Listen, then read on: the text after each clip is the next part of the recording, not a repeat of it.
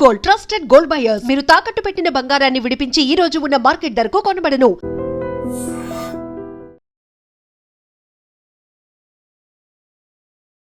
Hi hello నమస్తే, welcome to I dream. నేను మీ శ్రావ్య. మనతో పాటు ఇప్పుడు ఉన్నారు amphi registered mutual fund distributor Srinivas Reddy గారు. నమస్తే సార్. నమస్తే అండి. ఎలా ఉన్నారు? బాగున్నామండి. సో నాకు ఒక డౌట్ ఉంది సార్. చాలామంది ఇన్సూరెన్స్ బెటర్ అంటూ ఉంటారు, కొంతమంది ఏమో మ్యూచువల్ ఫండ్స్లో ఇన్వెస్ట్ చేయండి అని అంటారు. అవును. అంటే ట్రెడిషనల్ ఇన్సూరెన్స్లో ఇన్వెస్ట్ చేయడం బెటర్ అంటారా, లేకుంటే మ్యూచువల్ ఫండ్స్లో ఇన్వెస్ట్ చేయడం బెటర్ అంటారా? దీంట్లో రెండు విషయాలు శ్రావ్య. బేసిక్గా మనం ఏదైనా మాట్లాడుకుంటున్నప్పుడు మీకు ఎంత రిటర్న్ కావాలి, దాంతోపాటు మీరు ఏ కేటగిరీలో ఇన్వెస్ట్మెంట్ చేయాలనుకుంటున్నారు, మీరు ఎన్ని రోజులు ఈ ఇన్వెస్ట్మెంట్ హోల్డ్ చేయాలనుకుంటున్నారు అని దాన్ని బట్టి మనం ఒక డెసిషన్ తీసుకోవాలి. దాంట్లో రకరకాల ఇన్వెస్ట్మెంట్ ఆప్షన్స్ ఉన్నాయి. ఒకరు గోల్డ్లో పెడితే చాలా డబ్బులు వస్తాయి అంటాము, ఒకరు మ్యూచువల్ ఫండ్లో పెడితే డబ్బులు వస్తాయి అంటాము, ఒకరు స్టాక్లో పెడితే డబ్బులు వస్తాయి అంటాము, ఒకరు ఇన్సూరెన్స్ ప్లాన్లో పెడితే చాలా బాగుంటుంది కదా, మీకు ఇన్సూరెన్స్ కవరేజ్ ఉంటుంది కదా అని చెప్పొచ్చు. ఏ ప్రోడక్ట్ని సెల్ చేస్తున్నాం మనం, ఆ ప్రోడక్ట్ సంబంధించిన సేల్స్ స్టోరీ చాలా మంచిగా ఎక్స్ప్లెయిన్ చేయగలుగుతారు చాలామంది మార్కెట్లో. కానీ మనకేం కావాలి? యాక్చువల్గా రిటర్న్స్. ఆబ్వియస్గా అదే కదా, మీకు రిటర్న్స్ కావాలి కదా. సో ఒక చిన్న కంపారిజన్ మాట్లాడదాం. 1,00,000 రూపాయలు సంవత్సరానికి 1,00,000 రూపాయలు ఇన్వెస్ట్మెంట్ చేస్తున్నారు. 10 సంవత్సరాలు ఇన్వెస్ట్మెంట్ చేస్తాము, ఇంకొక 10 సంవత్సరాలు హోల్డ్ చేయగలుగుతాను ఆ ఇన్వెస్ట్మెంట్ని. నా ఇన్వెస్ట్మెంట్ని విడ్రా 20 ఇయర్స్ తర్వాత నాకు మనీ కావాలి అనే కాన్సెప్ట్లో మీరు ఇన్వెస్ట్మెంట్ చేస్తుంటే ఒక ఇన్వెస్ట్మెంట్ ప్లాన్లో మీకు రిటర్న్స్ వచ్చేసి దగ్గర దగ్గర 25 లక్షల వరకు ఉంటుంది. అదే ఇన్వెస్ట్మెంట్ని సేమ్ అమౌంట్ని సేమ్ టెన్యూర్లో కనుక మీ ఇన్వెస్ట్మెంట్ని తీసుకెళ్ళి వేరే అసెట్ క్లాస్లో ఇన్వెస్ట్మెంట్ చేస్తే మీ రిటర్న్ 50 లక్షల వరకు ఉంటుంది. ఓకే. 10 లక్షలు ఇన్వెస్ట్మెంట్ చేస్తారు 10 సంవత్సరాల్లో, ఇంకొక 10 సంవత్సరాలు హోల్డ్ చేసిన తర్వాత ఒక చోట 25 లక్షలు వస్తుంటే రెండో చోట 50 లక్షలు వస్తుంది. వినటానికి చాలా బాగుంది, కానీ ఏంటి డిఫరెన్సెస్ ఏంటి? ఫస్ట్ ఏదైతే నేను 25 lakhs మెచ్యూరిటీ వస్తుంది అంటున్నానో దాంట్లో మీకు ఒక 10 లక్షల రూపాయల ఇన్సూరెన్స్ కవరేజ్ కూడా ఇవ్వగలుగుతాం. ఇన్ కేస్ అన్ఫార్చునేట్గా ఏదైనా జరిగితే, వెరీ బిగినింగ్లో జరిగినప్పుడు ఏమైనా రిస్క్ జరిగితే ఆ సందర్భంలో ఆ పాలసీ ఉపయోగపడుతుంది. మనం ఒకే సంవత్సరం 1,00,000 రూపాయలు పే చేశారు, అనుకోకుండా అన్సర్టనిటీ ఏదో జరిగింది, అతను పాలసీ పే చేసిన అతను మన మధ్యలో లేడు అనుకుందాం. ఇన్సూరెన్స్ కంపెనీ అతనికి దగ్గర దగ్గర 10 లక్షల రూపాయలు బెనిఫిట్ ఇస్తుంది తన ఫ్యామిలీకి. ఆ ఫ్యామిలీకి. అక్కడ మీ ఏ రిటర్న్ని కంపేర్ చేయలేము. అట్లా కాకుండా ఇతను ఒక 20 సంవత్సరాల వరకు లైవ్లోనే ఉన్నాడు, అతనికి 25 లక్షలు మాత్రమే ఈ పాలసీలో వస్తుంటే ఆల్టర్నేటివ్గా వేరే చోట ఇన్వెస్ట్మెంట్ చేసి అతనికి ఆ 10 years ఒక టర్మ్ ఇన్సూరెన్స్ తీసుకుని మిగతా అమౌంట్ని, సపోజ్ ఆ 1,00,000 రూపాయలు అంటే ఒక 20,000 రూపాయలు టర్మ్ ఇన్సూరెన్స్కి వెళ్ళొచ్చు, మిగతా 80,000 కనుక నేను మ్యూచువల్ ఫండ్ లాంటి అసెట్ క్లాస్లో ఇన్వెస్ట్మెంట్ చేస్తే సేమ్ 10 yearsలోనే అతనికి 50 లక్షల మెచ్యూరిటీ అతను పొందడానికి అవకాశం ఉంటుంది. బ్రతుకున్నప్పుడే మనకి అది యూజ్ అవుతుంది అని అంటారు. అంటే ఎర్లీగా చనిపోయిన కేసుల్లో ఇన్సూరెన్స్ ప్లాన్ చాలా బెటర్గా ఉంటుంది. కానీ లాంగ్ టర్మ్ అతను టార్గెట్ ఇయర్స్ వరకు బతికున్నప్పుడు మాత్రం ఇన్సూరెన్స్ క్లబ్ చేసిన ఇన్వెస్ట్మెంటే కంటే కూడా ఇన్సూరెన్స్ను సపరేట్గా తీసి ఓన్లీ మ్యూచువల్ ఫండ్ను సపరేట్గా ఇన్వెస్ట్మెంట్ చేసుకుంటే మీకు అన్నీ కలిపి ఆల్టుగెదర్ కలిపి మీకు రిటర్న్స్ అనేవి చాలా ఎక్కువగా ఉంటాయి. అంటే చాలామంది టర్మ్ ఇన్సూరెన్స్లో నాకు రిటర్న్స్ ఏమి రావు కదా, టర్మ్ ఇన్సూరెన్స్ ఎందుకు పే చేయటం, ఈ ఇన్సూరెన్స్ ప్లాన్లో అయితే నాకు రిటర్న్స్ వస్తున్నాయి కదా అంటారు. ఈ ఇన్సూరెన్స్ ప్లాన్లో మీకు రిటర్న్స్ వస్తున్నాయి కానీ సేమ్ అమౌంట్కి మీకు 25 లక్షల రూపాయలు మాత్రమే వస్తే, వేరే ఆల్టర్నేటివ్ ప్లాన్లో కనుక మనం వచ్చినట్టయితే మీకు 1 కోటి రూపాయల వరకు ఇన్సూరెన్స్ రావడమే కాకుండా అగైన్ మీకు మెచ్యూరిటీగా ఒక 50 లక్షల రూపాయలు, 20 సంవత్సరాలు మీరు ఉంటే కనుక మీకు 50 లక్షల రూపాయలు మెచ్యూరిటీగా కూడా రావడానికి అవకాశం ఉంటుంది. అందుకని అంటే మనం రిటర్న్ ఎంత ఎక్స్పెక్ట్ చేస్తున్నాము, మనం రిస్క్ ఎంత తీసుకోగలుగుతాం అన్న దాన్ని బట్టి ప్రోడక్ట్ సెలెక్ట్ చేసుకోవాలి.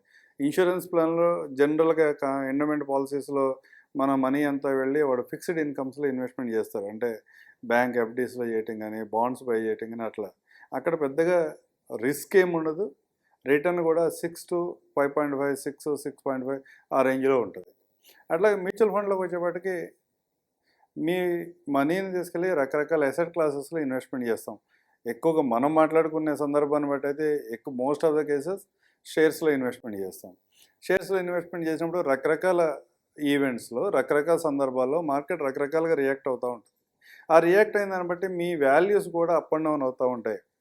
ఈ వాల్యూ అప్ అండ్ అవటం వల్ల ఏమవుతుందంటే మైనస్లోకి వెళ్తున్నప్పుడు మార్కెట్ బాగా ఏమన్నా క్రాష్ అవుతున్న సందర్భాలు ఉన్నాయి, లేకపోతే డిక్లైన్ అవుతున్న సందర్భాల్లో అరే ఏదో అంతా అయిపోతుంది, ఉన్నదంతా సేవ్ ఉన్నది అట్లీస్ట్ ఈ రోజుకి ఏదైతే హోల్డ్ అయ్యిందో అదన్నా సేవ్ చేద్దాం అన్న కాన్సెప్ట్ ఒక్కోసారి మన మైండ్లోకి వస్తూ ఉంటుంది. ఒక్కోసారి ఏమవుతుందంటే కొంచెం రిటర్న్స్ బాగా అబ్నార్మల్గా వచ్చి ఉండొచ్చు ఆ సంవత్సరంలో. అంటే బాగా రిటర్న్స్ వచ్చినాయి కదా, విత్డ్రా చేసేసుకుందాం, మళ్ళీ ఇన్వెస్ట్మెంట్ చేద్దాంలే అని థాట్ కూడా రావచ్చు. ఈ 2 థాట్స్ని కంట్రోల్ చేసుకుని కనుక మీరు లాంగ్ టర్మ్ ఉందాం అనుకుంటే ఎండోమెంట్ ప్లాన్స్ కంటే మ్యూచువల్ ఫండ్స్లో మంచి రిటర్న్స్ అయితే మనం జనరేట్ చేసుకోగలుగుతాం. కానీ అంటే ఇన్సూరెన్స్ అనేది ఎవరికి బెస్ట్ అంటారు?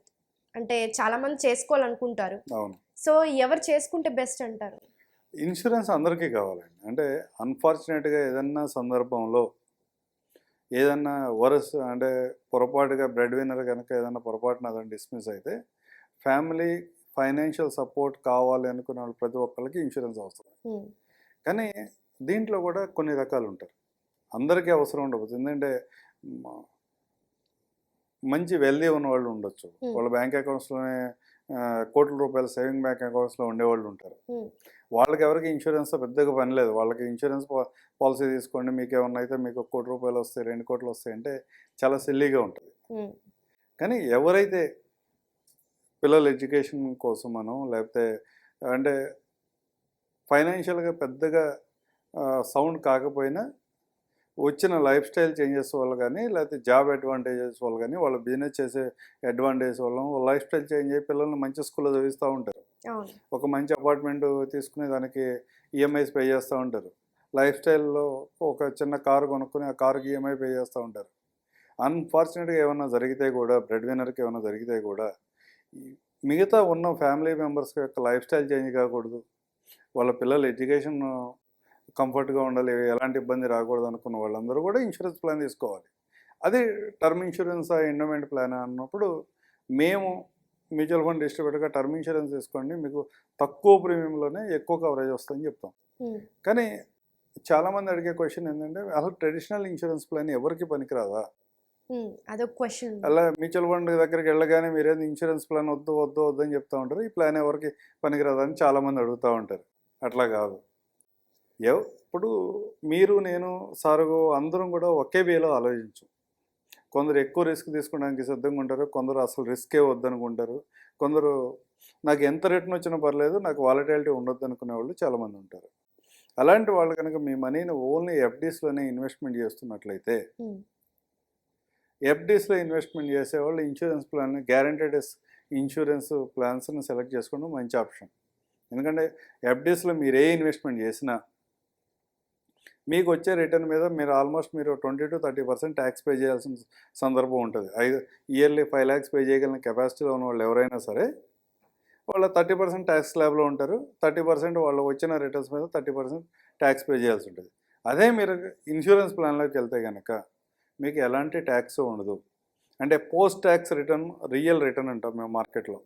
రియల్ రిటర్న్ ఎఫ్డీస్లో చూసుకుంటే దగ్గర దగ్గర 5% లోపు, 4.5% లోపు ఉంటుంది 30% ట్యాక్స్ లెవెల్లో ఉన్న వాళ్ళకి. అదే మీరు ఆ అమౌంట్ కనుక ఇన్సూరెన్స్లో ఇన్వెస్ట్మెంట్ చేసినట్లయితే per pan number per individual 5 లక్షల లోపు కనుక మీ ఇన్వెస్ట్మెంట్ ఉన్నట్లయితే మీ మెచ్యూరిటీస్ మీద ఎలాంటి ట్యాక్స్ ఉండదు. అలాంటి సందర్భంలో మీకు రియల్ రిటర్న్ 4.5% బదులుగా 6.5% వరకు వస్తుంది.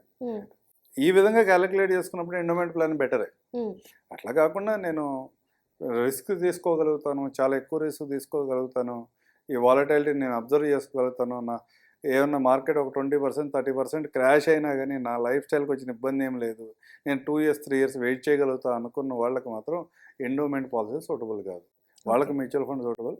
వీళ్ళకి నాకు ఎలాంటి వాలటిలిటీ ఉండొద్దు, సేఫ్గా ఉండాలి, నా గ్యారెంటెడ్ రిటర్న్, నాకు ఈ డేకి ఇంత పర్టికులర్గా ఇంత అమౌంట్ వస్తుందని మనం ఏదైతే అనుకుంటున్నామో అది 100% రావాలి అనుకున్న వాళ్ళకి మాత్రం ఇలాంటి ఎండోమెంట్ ప్లాన్స్కి వెళ్ళడం కూడా మంచి ఆప్షన్. ఓకే సార్, చాలా క్లియర్గా అందరికీ అర్థమయ్యే విధంగా ఇన్సూరెన్సా లేకపోతే మ్యూచువల్ ఫండ్సా ఎవరు ఇన్వెస్ట్ చేయాలనేది చాలా క్లియర్గా ఎక్స్ప్లెయిన్ చేశారు. Thank you so much. Thank you అండి.